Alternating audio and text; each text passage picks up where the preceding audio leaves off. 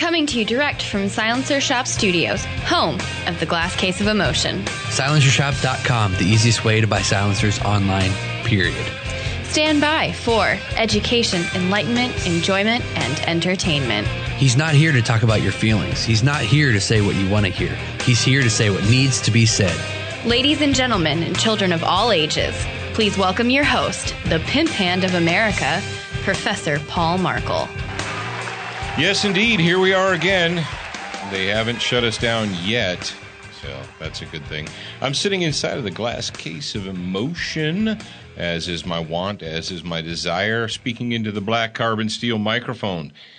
How are you freaks today? Speaking of freaks, I see Zach out there.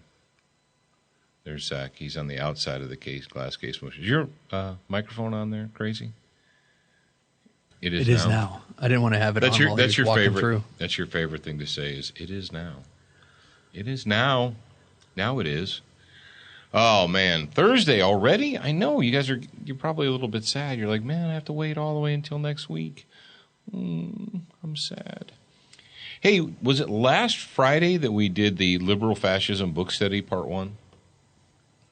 Yes, it was. Was that well received? Yes, it was, and I think we should do that again tomorrow.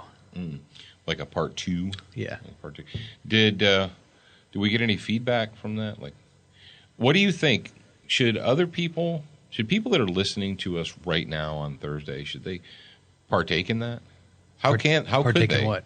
The grad program hour. How could they do that if they wanted to? Oh, that's actually really easy. They're listening and they're like, I don't know what this grad program thing's all about.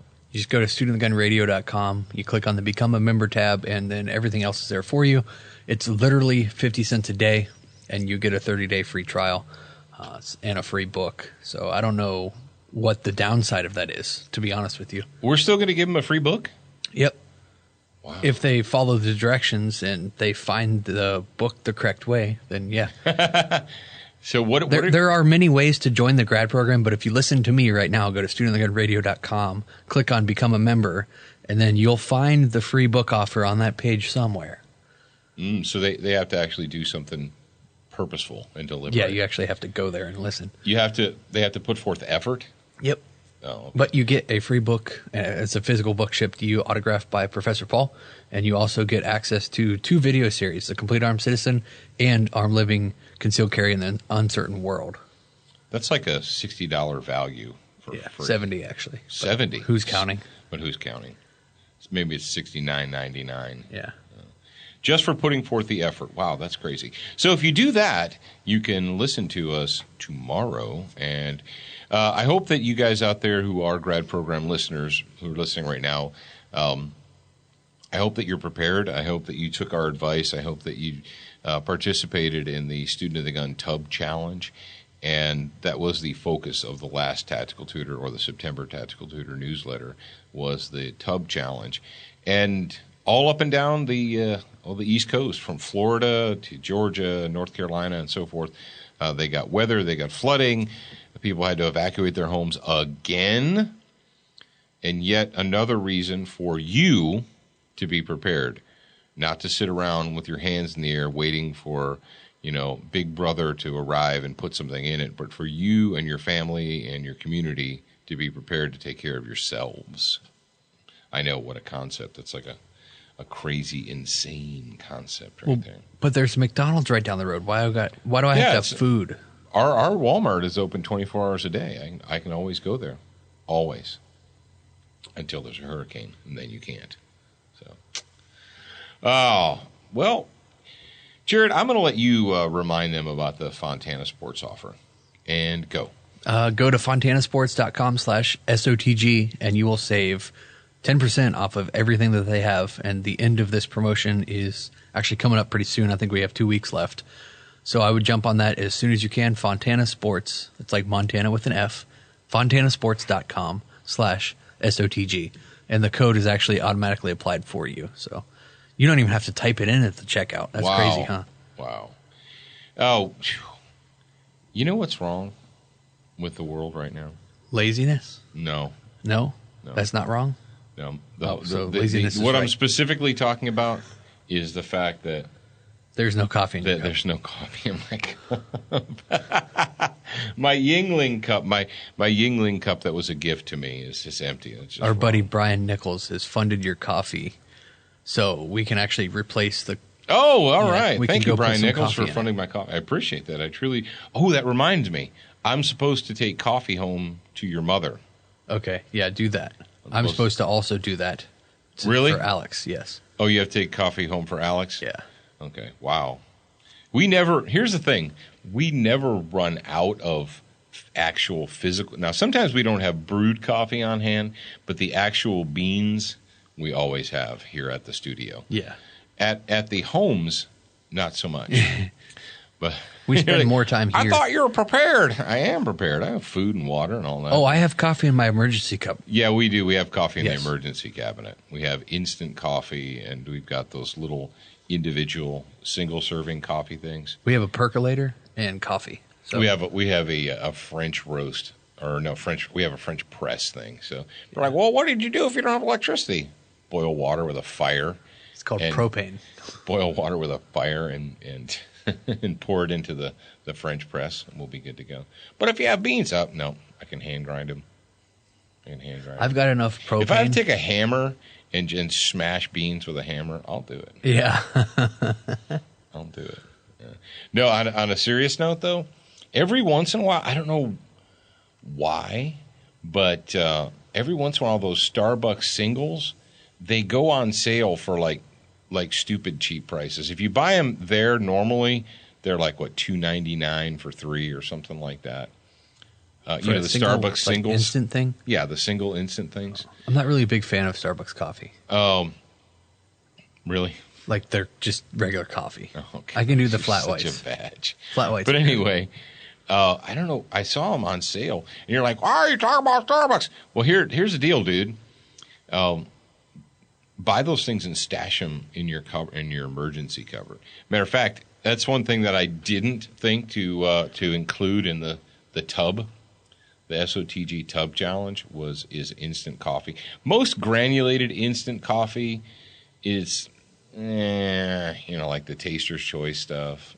It's okay, but I'll say this: the Starbucks instant stuff, the single serving little things. Remember when we were? Are they pretty good? Hell, Oh, is yeah. that what we had out in Texas? No, yeah. When we didn't, yeah.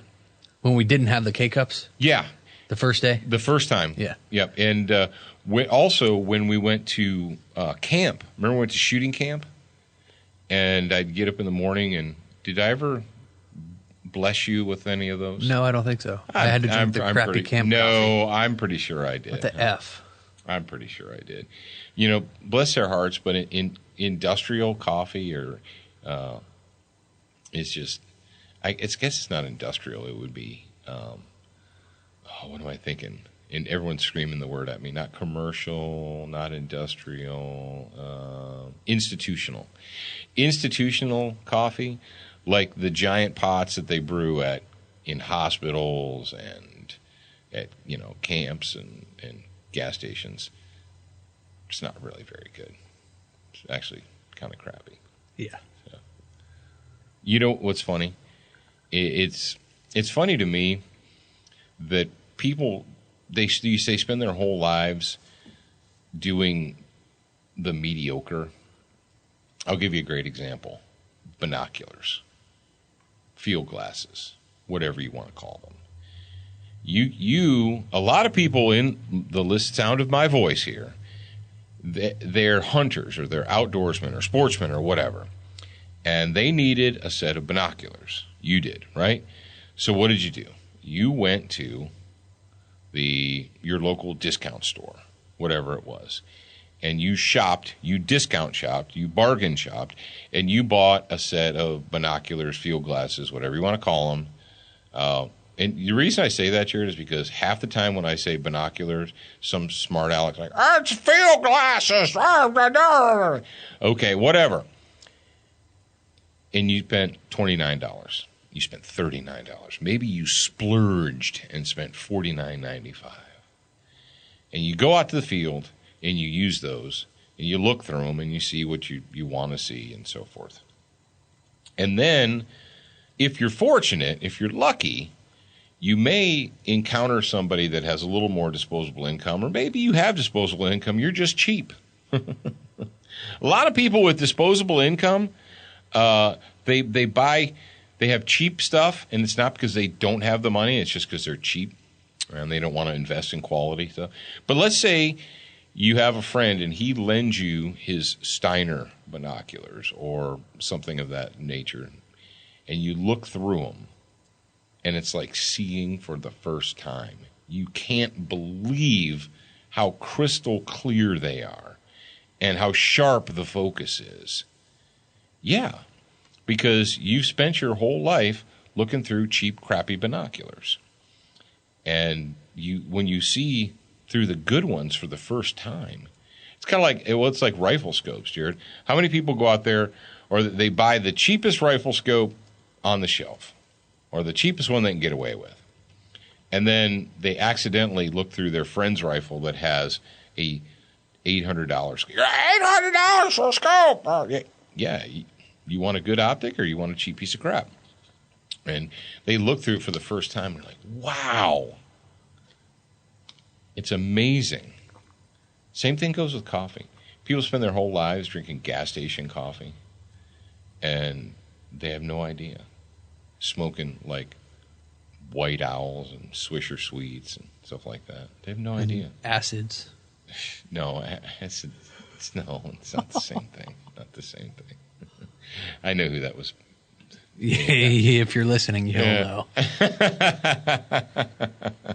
All right, let's thank our friends, and then we'll get into this. Brownells at brownells.com. If you've got a gun, they've got something for you. And even if you don't have a gun, they have something for you. But Brownells has been serious about firearms for how many years? A lot of years. Go to brownells.com. And while you're there, you can pick yourself up some Frog Lube. It's green. It is a bio-based firearms lubricant that was designed at a request, or based upon a request by the United States military for a bio-based firearms lubricant. I know, that's crazy, right? It's extreme. It's extreme! And it just works. Century Arms, the sweetest smelling arms maker in the U.S. of A. Check them out. Check out their new Do you know they have new AK pistols, Jared? Yes, they do. If you go to centuryarms.com, you can see that they actually have new AK pistols. You want to check those guys out for sure at centuryarms.com.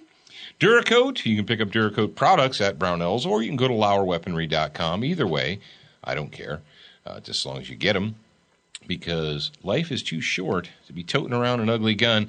And last but certainly not least, we want to remind you about our good friends at SWAT Fuel. And we just talked to our friend Dr. Dan Olesnicki, the MF CEO, the head dude at SWAT Fuel. And one of the things that he said that they're promoting, or they're trying to raise awareness of, is the fact that SWAT Fuel products, supplements, the 40 cal multivitamins and the 9 mil plus P and so forth, may be a good addition to your survival pack or your emergency pack or what have you. Because let's face it, in the aftermath of a crisis, whatever it happens to be, hurricanes, floods, you name it, in the aftermath of that crisis, you're going to have to work harder. Your body and your mind are going to be under a greater amount of stress than normal, and you need something extra to get you through. And some of that something extra might be a multivitamin like the 40 cal. And let's say you have to work a little harder if you're getting less sleep and so on and so forth. Maybe you might need some 9 mil plus P to give you that little extra mental and physical boost that you need. So go to SWATfuelstore.com. Use the promo code SOTG 2015, and you are going to save yourself some money. Attention, new listeners. We produced a free training video series called 7 Training Tips That Could Save Your Life. We want you to have access to this life-saving information. Get instant access now at studentofthegun.com. Do you watch Student of the Gun TV, read the blog, and follow us on Facebook? If you answered no to any of those questions, you are wrong, but you can easily fix yourself. Go to studentofthegun.com to find everything SOTG. All right, how many of you guys remember the the sharp, stern-faced, horn-rimmed glasses professor from Mizzou. Mizzou? You mean the University of Missouri? Didn't they just have a story here on Student of the Gun about, well, a football coach that decided he was going to ban his players from owning guns, and then they had to go back and they had to... Yeah, that was yesterday. Well, you guys might remember because this is the face of liberal fascism in America. This, what's her name? I really don't care what her name is, but I should get it right. And this story comes to us from NBCnews.com. Melissa Click. Ex-Mizzou professor Melissa Click, boom! Fired over protest clash, gets new job. And you say, I'm a modern American and I don't remember anything beyond yesterday. All right. Well, we've got a little... there was a protest at a university. You're like, a protest at a university? Yeah. I thought they were supposed to go there for an education. No, you're incorrect. You thought you sent your teenagers and your kids to colleges to get an education. No, that's way down on the bottom. They go there to, do they still drop ecstasy and rave and, engage in carnal fornication and, and culture enlightenment and gender equalities and all that. And then after all that's over with, maybe they might actually go to class. But so in addition to knowing and understanding that our universities are basically liberal indoctrination centers, they had a protest. And so, well, when you have a protest, when you stage this big public sit down, right, what do protesters usually want? Well, they do this for the media coverage. They do it for the exposure. They do it so people will pay attention to them. But they only want certain people to pay attention to them. The only people they want to pay attention to them is the sycophant media that's going to tell the story the way they want it told. If they have any indication that the story isn't going to be spun the way they want it to be, well, they don't like that. And that's where we get this audio clip. And the voice you hear will be a college professor. Yeah. Melissa Click was a college professor at the University of Missouri. And so she decided that she was going to go out and, she was going to rally around the family with a pocket full of shells. Go ahead and play the audio, Jared. Hi, media. Can I talk to you? No, you need to get out. Well, you need to get out. No, I don't. You need to get out. I actually don't. All right. Hey, who wants to help me get this reporter out of here? I need some muscle over here. That is the voice of the modern liberal fascist. Fascism is not conservatism. Fascism is not representative republic. Fascism is not individualism. It is not individual rights. Fascism is totalitarianism. It is, you will do what the state wishes you to do.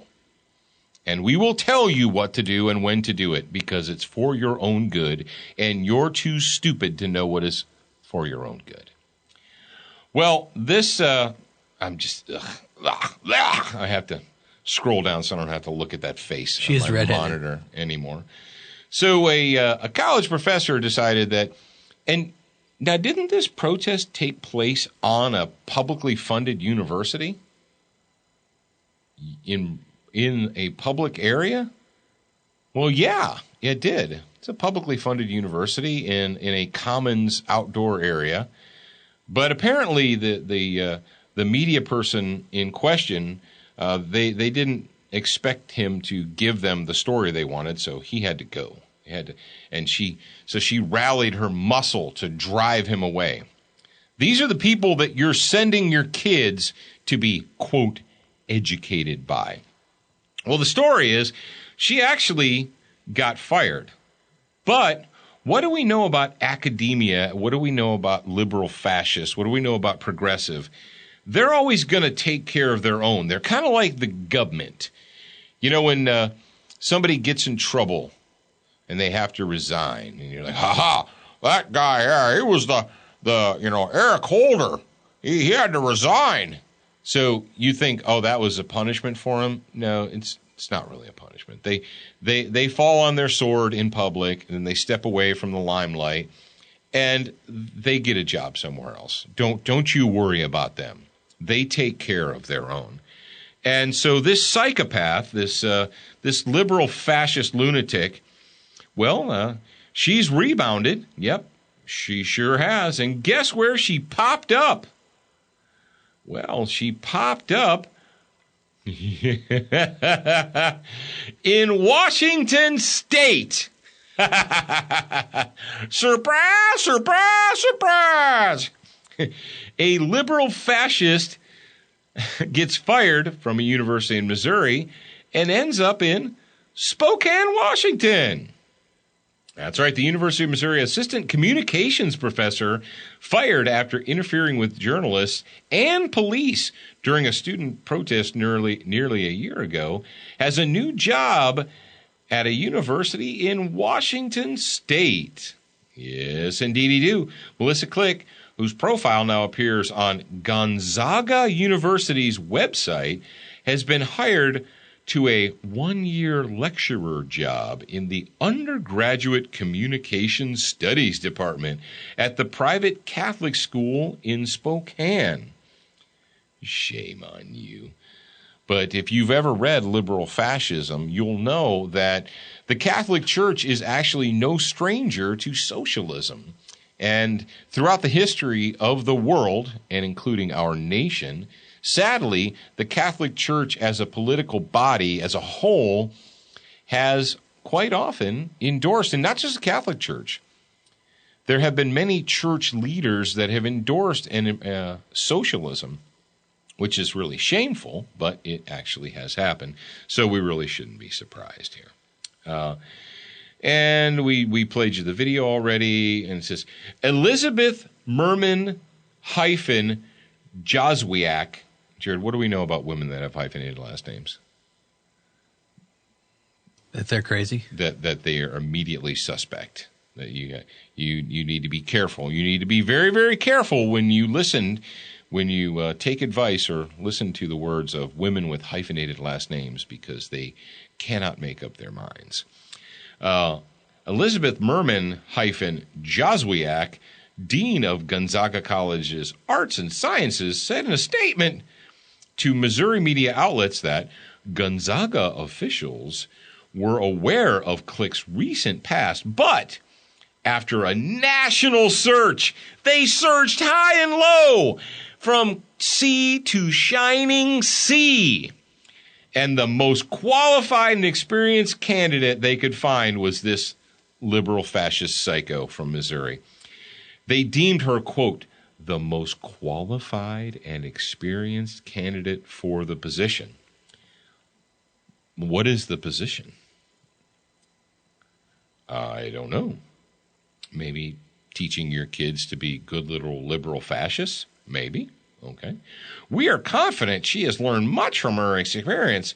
Yeah. And blah, blah, rigorous standards, blah, blah. Shut up. Shut up. Here's the deal, folks. The reason I put this in there is, A, I wanted you to remember and to hear how a liberal fascist in 2015, 2016, how they sound, and also to remind you that they will take care of their own. Don't you worry about them. When they get caught in the wrong, so far in the wrong, they're buddies in academia. They will take care of them. Don't you worry. What did I do this weekend? Well, I'm glad you asked. In addition to all the other stuff that I did this weekend that I talked about yesterday, I sat down in front of my television and I watched a documentary that's available on Netflix. Now, it's not only available on Netflix. You can actually go to Amazon and watch it. You can get it from other places. But it's called Auschwitz, The Nazis and the Final Solution. I actually just found it on YouTube, and would you say it's about 47 minutes long? Does that sound about right? It's like an 8-part series. Oh, okay. Yeah. So no. No, they probably have clips and stuff on YouTube, but it's an entire series. It's an entire television special edition series. Well, there's one of the parts is going to be in the radio show notes for episode 449. Okay. And we've got I put the link. You can get the entire series on Amazon, or if you've got Netflix, just go to your Netflix right now and put it in your favorites. Now, I understand that most of you are aware of the Holocaust. You are aware of the fact that it happened. You hear the word Auschwitz, and it gives you kind of a sick feeling in your stomach, or it makes you uncomfortable. And because of that, many of you won't watch it. Many of you say, well, I already know the story, and it was terrible, and it was really bad, but it happened a long time ago, and we've learned our lesson as a people, and we've moved on. No, we haven't. We haven't learned our lesson. We haven't moved on. We're at the point right now. What is going on our college campuses all across the nation? I just saw a news story where the college in L.A. is going to allow non-Caucasian students they're going to provide them with black student-only housing so that they can have a safe space away from evil whitey. What? Riddle me this, Batman. Let's say an organization approached a college and said, here's what we demand. We demand that you, as the university, establish white student-only housing so that we can be safe from other races. How well do you think that would go over?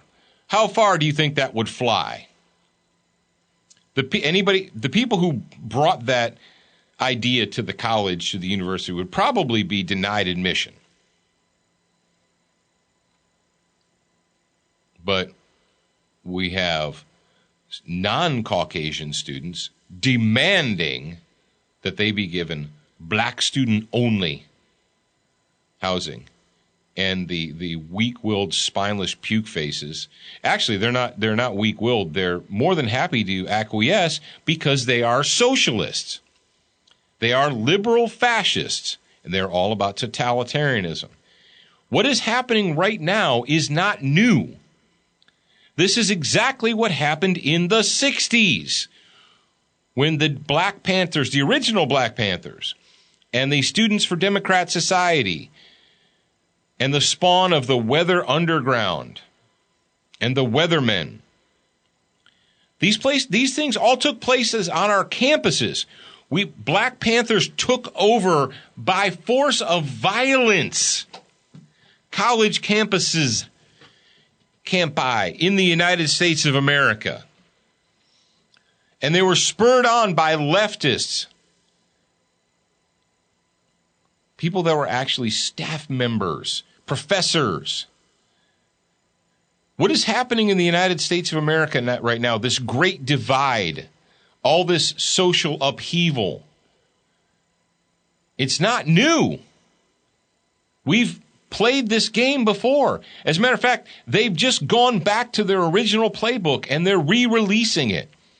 And so when I say to you, you need to sit down and you need to make yourself watch this movie. It's not a movie, it's a series, BBC series.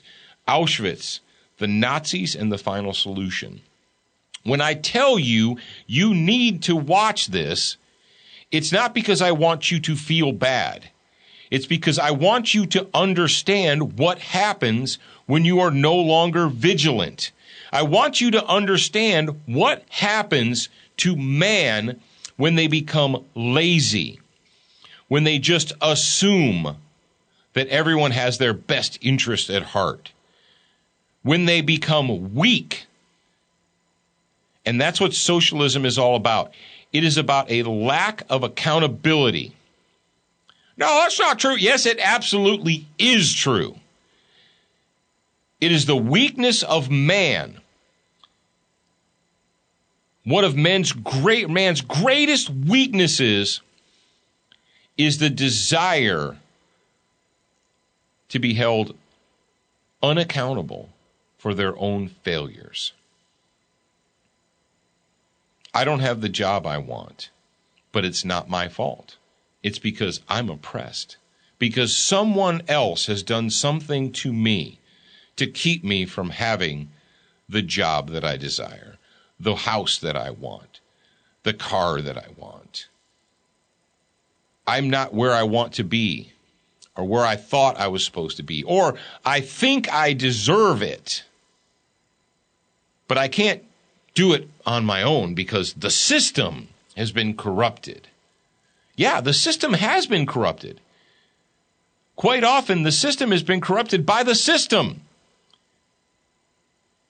You say, the system is corrupt in America. And so what do? You vote for greater state control. Who the hell do you think the system is?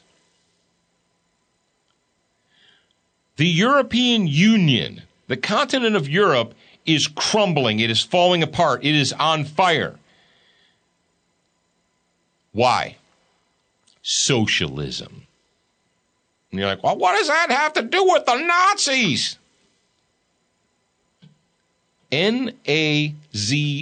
And I'm going to keep saying this until all the dunderheads in the audience get it through their brains. N-A-Z-I. Or Z if you're a weird Canadian or Brit. You know what that's short for? National Socialist. The Nazi Party was the National Socialist German Workers' Party. They were not right-wing. They were not conservatives. They certainly were not constitutionalists.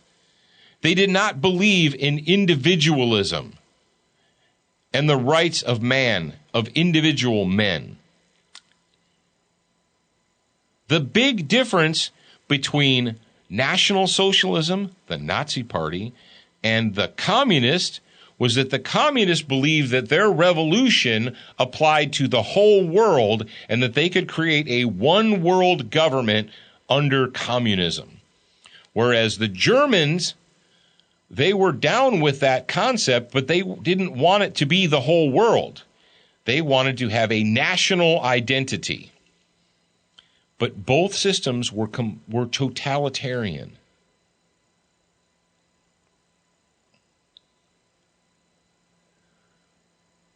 I want you to watch this because I want you to understand how this happens.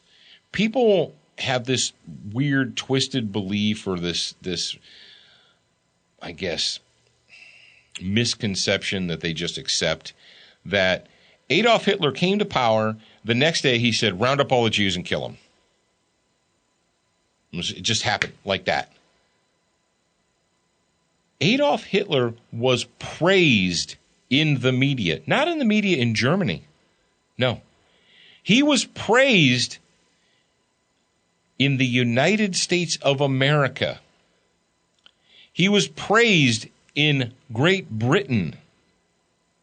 They thought he was doing great things. He was going to unite the people of Germany. He was going to fix their economy. He was going to make everything fair. What did we read to you on Friday in the grad program? He was going to establish a living wage. He was going to establish kindergartens. 8-hour workdays.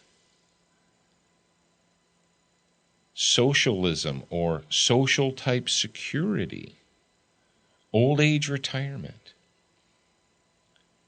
Adolf Hitler was he was the man of the year in the 30s.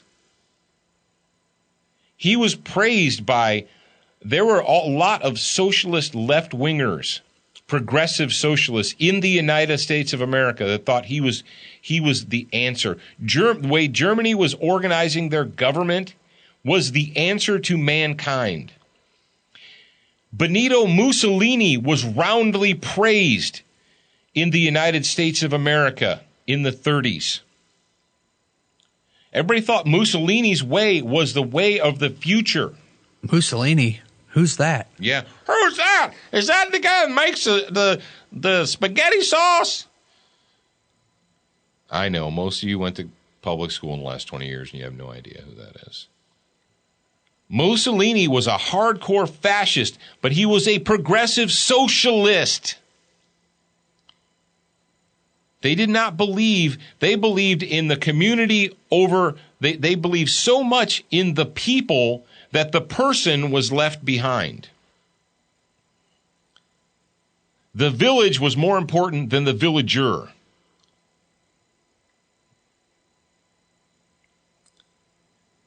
It didn't just start overnight. It didn't happen overnight. You know that people look at World War II, they think, 41, 42, 45. They think that Adolf Hitler and Mussolini, and they look at them as their power structure, or they were in charge during World War II. No, there was a lot of years that led up to that. Hitler was active in German politics from the 20s, 30s, 40s. Yeah, it didn't happen overnight. The vilification of the Jews did not happen overnight. It happened very slowly, but it was incremental. And it wasn't just the Jews, it was all inferior races. There was a division. People needed to be divided.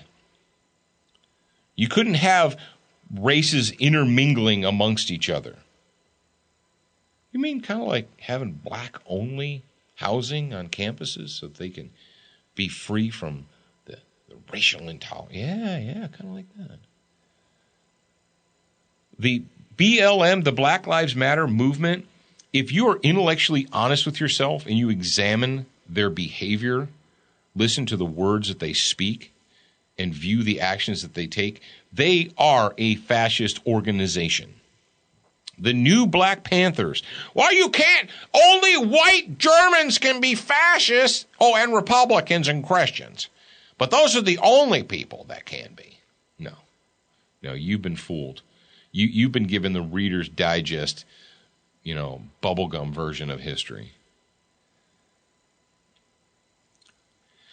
There's several things that woke me up. And you know what? We're getting long here. But it's just going to have to be. It's going to have to be long. She likes it. But you think, well, Germans are bad, and Germans are fascists, and Germans are Nazis, and they're all bad. But everybody else in the world was united against them, except that they weren't. When France surrendered to the Nazis, you know that most people think, well, the whole country of France, on every street corner there were SS troops, and they installed a German government. No, actually they didn't. At least half of the country of France was run by the Vichy French, by the French government, French officials, French police, French troops, and so forth. And in May and June of 1942, the French government aided the German government in rounding up and deporting Jews in France. Yeah. They didn't dig their heels in. They didn't go to their graves fighting. No. The French government collaborated with and cooperated with the German government in rounding up the French Jews, because they knew where they were. Mm-hmm. You see what happened in the 30s, in the 1930s, when the anti-Semitism had become basically the language of the state in Germany. Many people of Jewish origin, they fled Germany, and they fled to places like like France and England and so forth, because they wanted to get away from Germany and from the hatred of the Germans. They weren't able to do it. And you say, well, okay, maybe that's just one little small, blip in history. It's not that big of a deal. Where did the people that the French government helped round up and expatriate, where did they go? They went right into the ovens in Auschwitz. 1.1 million people were murdered in Auschwitz. You say, well, okay, that's just France, but, France was an American ally. Mm-hmm. Yeah, they were. Did you know that, they have these, they call the Holiday Islands in part of Great Britain, Jersey and Guernsey. Have you ever heard of Guernsey or Jersey? They actually fell to German control, but they had British officials and British police, and the occupiers allowed the bobbies to continue working. They allowed the locals to continue working. Did you know that the British officials that they refused to allow, they stopped people who came to Jersey and Guernsey of Jewish descent. They refused to allow them to leave, and then they were rounded up, they were put on boats, and they were sent away. And the British officials cooperated with the Germans, gave them their names, sent them down to the boats, and every one of them who went away died. Every one. Now, the Danes, if you're from Denmark, you're a Dane, right, Jared? Yes, you're the Danes. One of the highlights, and this is something I can almost guarantee you didn't learn this in public school. Now, you know that Denmark, Belgium, all of Northern Europe was taken over by the Nazis, right? You know that. And they had a similar system like in France and so forth, where the Danish police and the Danish government were allowed to run the day-to-day affairs of the people. They got word that that the Nazis were going to deport all the Jews from Denmark. They were going to take them away. But instead of, like their French cohorts, assisting them in the roundup, what they did is they went around and they told their people, the Jews, don't be home. On Friday night, don't be home. You better be somewhere else. They got them down to the docks, loaded them up on fishing boats, and sent them across the sea to, I believe it was it I think who was neutral? Sweden. To neutral Sweden. The Danish government and the Danish police risked their lives to save thousands of Danish Jews and other Jews who had fled to Denmark to try and get away from Germany. But you probably don't know that, do you? Yeah, why would you know that? Because you weren't told? That was a long, long time ago, and we've learned our lesson. We've moved on, and there are no Nazis anymore.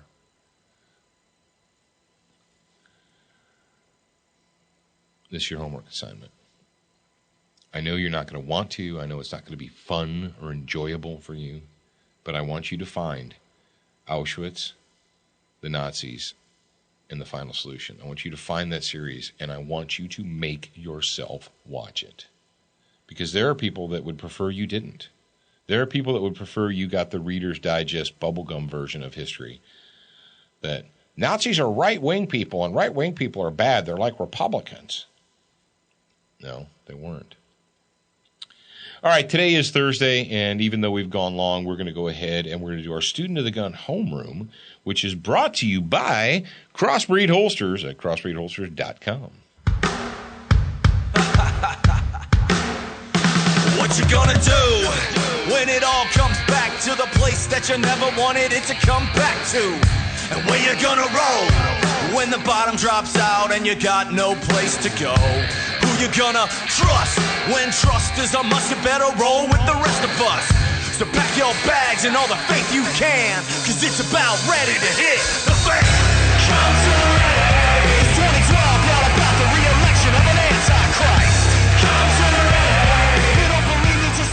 Acid Rising, coming to the ready. That's our official Student of the Gun homeroom music.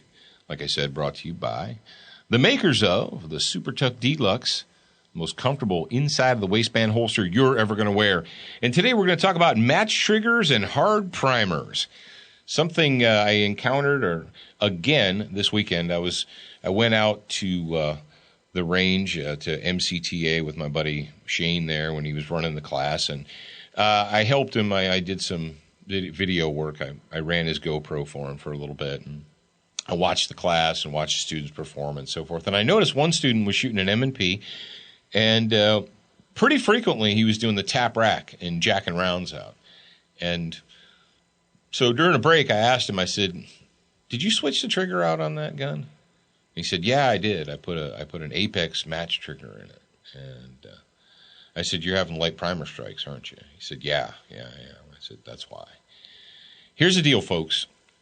Most ammunition that is made for economy, for practice, for training, and he wasn't using some knockoff Russian steel case stuff. He was actually using Winchester white box, which is pretty common when it comes to practice ammo because, well, why? I mean, you can get it everywhere. You can get it at Walmart. You can get it at your favorite sporting goods store. Everywhere you get Winchester white box, right? Match triggers have a tendency, because they're super light and then they're really crisp and all that, to have light primer strikes. And if you're going to have a fighting gun that you're going to train with, well, you need to watch out for that issue. A lot of your practice-type ammo is going to have, quite frankly, hard primers. That's just the way it is. You're like, hard versus soft? I don't understand. Now, it takes a little bit more oomph to get them to go bang. Now, a factory stock trigger, you very rarely will ever have that problem.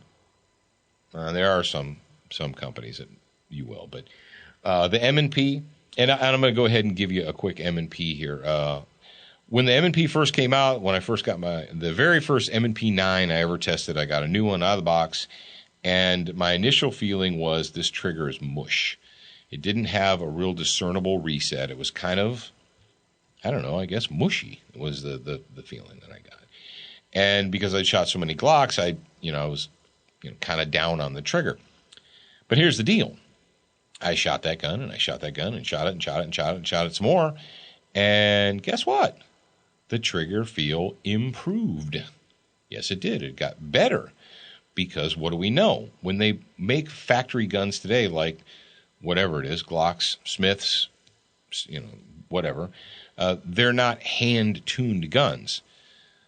People sit at benches and they have lots of parts and they assemble, they take parts from bins and they put them all together, test it, send it away. They're not polished, they're not fitted by a gunsmith. And it takes time for some of these parts to mesh together. It's not that they don't work, but they feel better, legitimately. You think your Glock trigger is rough and you don't like it? You know how to fix that? Shoot the sumbitch. Get out there and shoot it. And the trigger will improve, I guarantee it. But if you're one of these guys that the first thing you do when you buy a pistol is you take the stock trigger out and you drop in a match grade trigger, a 3.5 pound match grade or whatever, you better watch it when you're training or you're going to get light primer strikes. And if you're okay with that, rock on. But it's not the ammo's fault. Okay, just so you know. All right, that's it. I know we went extra long today. Congratulations. You're welcome. We will be back with you tomorrow for a grad program hour, a special grad program hour. We're going to talk about liberty and all that kind of crazy stuff. But until then, remember that you're a beginner once. You should indeed be a student for life.